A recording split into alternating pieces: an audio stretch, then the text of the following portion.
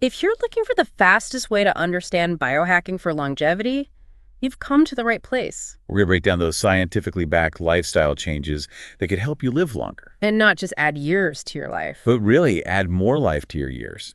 We're talking about biohacking. Exactly. Those modifications you make to your daily habits. With the goal of optimizing your health and maybe living longer.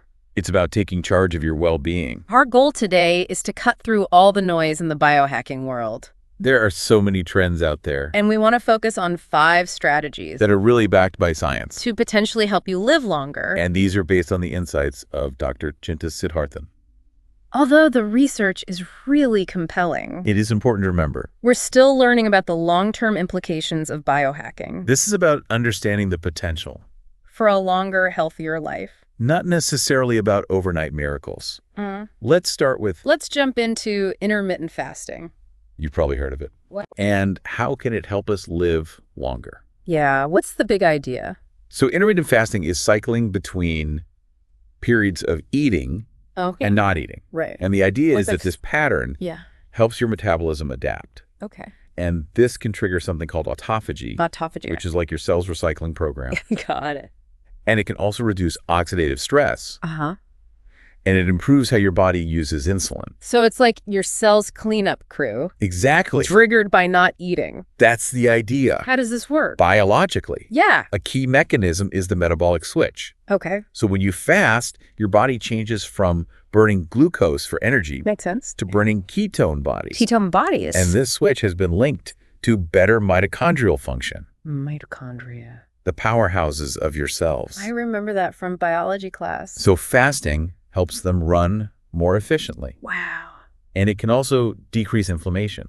It's amazing that not eating can have such a huge effect on your cells. It really is remarkable. So beyond the cellular level, Yeah. what do studies say about the bigger picture when it comes to our health? The research suggests that intermittent fasting could lower the risk of some major age-related problems, Like what? like metabolic disorders, Yeah. cardiovascular diseases, Uh-huh. and even neurodegenerative conditions. Really? It also seems to have a big impact on your gut microbiota. That's the bacteria in our gut, right? Exactly. Trillions of microorganisms Yeah. that are essential for your immune system Okay. and keeping inflammation in check. So gut health is really important. It's crucial for overall health. What about the connection between fasting and our genes? That's a fascinating area. Yeah. Emerging research is looking at how intermittent fasting affects your genes, Okay. specifically genes related to longevity. Interesting. It seems like fasting can activate sirtuins, Sirtuins. which are proteins involved in cellular repair, So they help our cells stay healthy. and they're involved in the aging process itself. So we're basically flipping a switch that protects our cells. That's a good way to put it. It seems like we still have a lot to learn. We do. There's so much more research to be done. Right. What are the best fasting durations? Yeah. How often should people fast? Yeah. And what are the most effective approaches? So we need more research to really figure out how to maximize the benefits. Exactly. We need more long-term studies. It's not a one-size-fits-all approach, is it? Definitely not. Who should be cautious about trying intermittent fasting? If you have certain metabolic disorders, Okay. you're pregnant, or have a history of eating disorders, Yeah. you should absolutely talk to your doctor Right. before you even think about trying it. Safety first. Always. So the future of intermittent fasting research is about personalizing recommendations. Exactly. Tailoring fasting strategies based on your genes, Okay. your lifestyle, Got it. and your health conditions. So finding what works best for each person. That's the goal.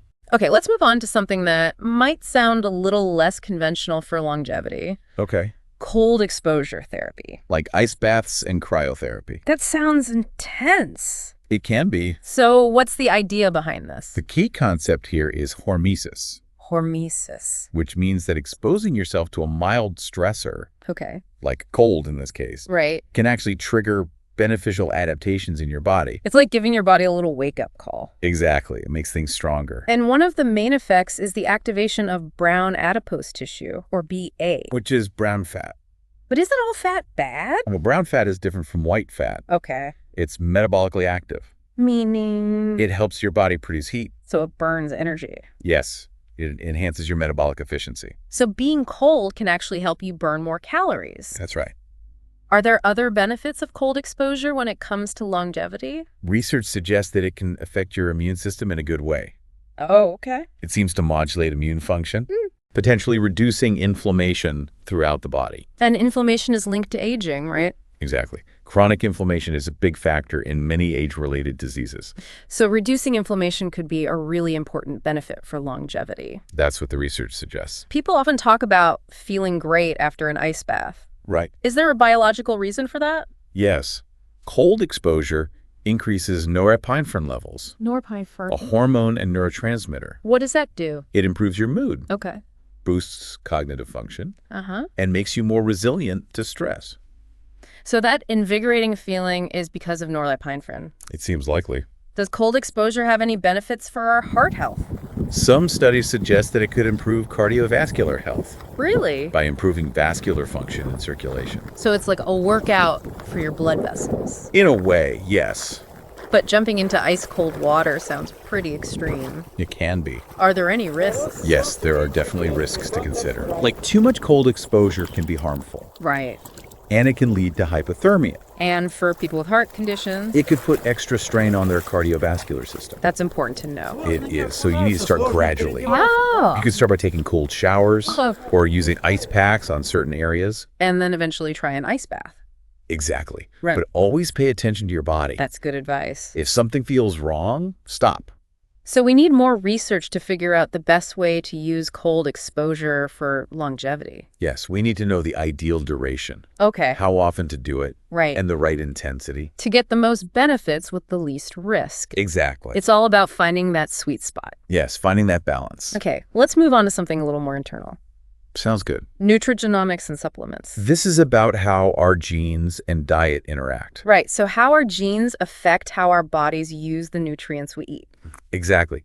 And this understanding can lead to personalized nutrition strategies. And when we're talking about longevity, Yes, there are some compounds that are particularly interesting, there are. like NMN and resveratrol. Those come up a lot. They do. What's the science behind them? So NMN, or nicotinamide mononucleotide, Okay. boosts NAD plus levels in the body. NAD+. plus. It's a coenzyme that's vital for your mitochondria Right, those cellular powerhouses. and for cellular repair.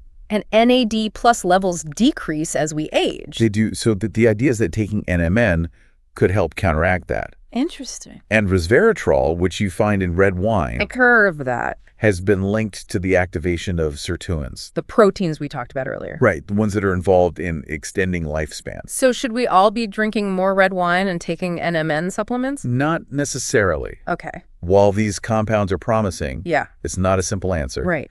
We also need to think about polyphenols, Polyphenol. which are found in berries, Okay. green tea, Uh-huh. and even dark chocolate. So, They have powerful anti-inflammatory and antioxidant properties. which can help us age healthily. That's the idea. And what about the bacteria in our gut, the microbiome? The microbiome is hugely How important. does it relate to nutrigenomics and longevity? It plays a vital role in how your body processes nutrients, Okay. and it has a massive impact on your overall health. So a healthy gut is key for a long life. It seems so.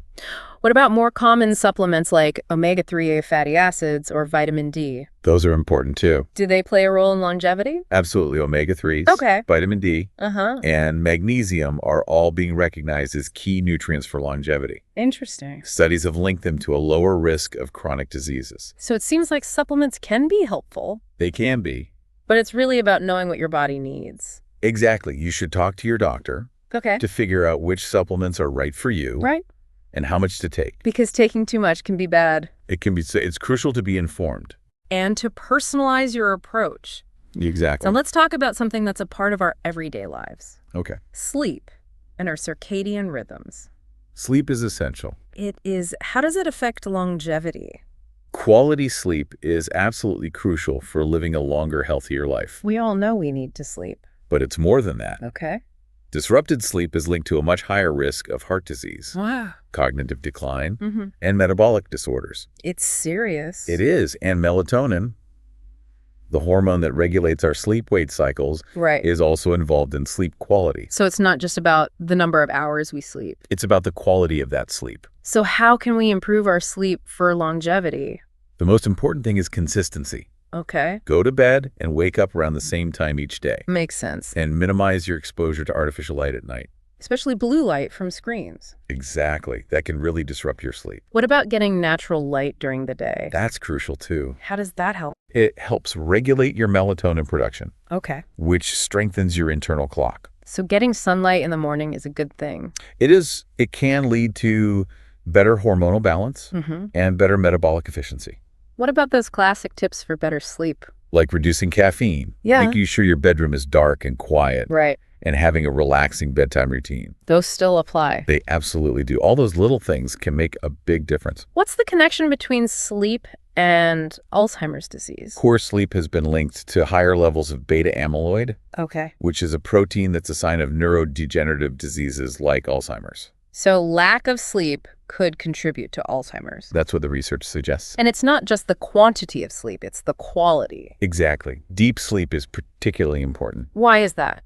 It helps regulate metabolism, Okay. supports immune function, Uh-huh. and even helps detoxify the brain. So getting enough deep sleep is crucial.